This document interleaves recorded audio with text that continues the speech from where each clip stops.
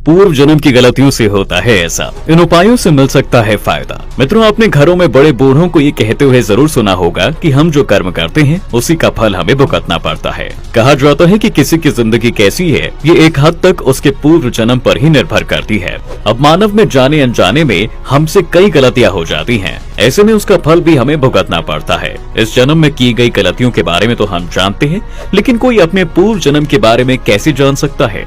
लेकिन लोग आज भी इस तरह की बातों में यकीन किया करते हैं कि पूर्व जन्म के कर्म का फल इंसान को झेलना पड़ता ही है। लेकिन इन कर्मों के नतीजों से बचने के कुछ उपाय हैं जिन्हें अपने जीवन में अपनाकर आप एक खुशहाल जिंदगी जी सकते हैं। मित्रों, पूर्व जन्म के पापों से बचने के लिए आपके घर की वायु का अच्छा होना बहुत जरूरी है। इसके लिए अगर आप रोजाना अपने घर में कपूर जलाते हैं तो आपके पूर्व जन्म के पाप नष्ट हो जाते हैं।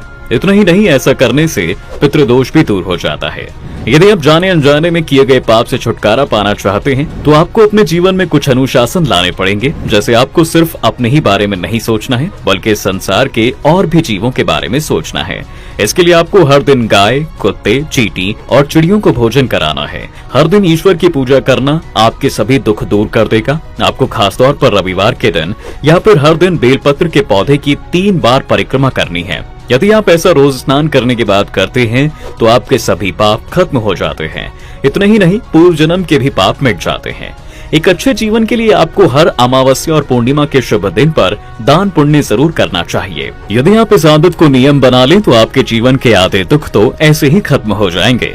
हर महीने कोशिश करें कि अमावस्या पर आप अपने पितरों के नाम से कुछ न कुछ जरूर दान कर दें। दान पुण्य आप अपने बच्चों के नाम से भी कर सकते हैं। ऐसा करने से न सिर्फ आपके इस जन्म के पाप मिटते हैं, बल्कि पिछले जन्म के पापों से भी आपको मुक्ति मिल जाती है। दान करने से आप पूरी तरह से दोष मुक्त हो सकते हैं। यदि आप एक सादा लेकिन उच्च जीवन जीना चाहते हैं तो आपको पेड़ों की भी सेवा करनी चाहिए। कोशिश करनी चाहिए कि आप पीपल के पेड़ और बरगद के पेड़ की हर रोज सेवा करें। इन दोनों पेड़ों के जड़ को हर दिन जल देने से कई पाप से आप मुक्त हो जाते हैं। हिंदू धर्म में पीपल और बरगद के पेड़ों को बहुत ही शुभ और पवित्र माना जाता है। ऐसी मान्यता है कि इन वृक्षों में देवता वास करते हैं। यदि आप पीपल के पेड़ के नीचे बस कुछ समय बैठते ही हैं तो इससे आपकी मानसिक दशा सुधरनी शुरू हो जाएगी।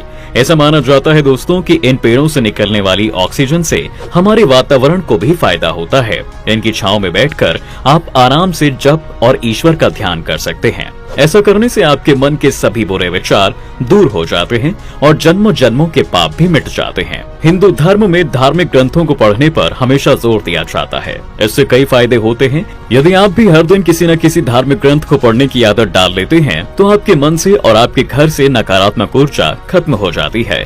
इतना ही नहीं, पूर्व जन्म में जो आपसे गलतियां हो गई हैं, उनका असर भी आप पर नहीं पड़ेगा। ईश्वर का नाम लेने से सभी तरह के दुख से मुक्ति मिलती है और यदि आप ऐसा रोज करें तो ईश्वर आपका बुरा कभी होने नहीं देंगे।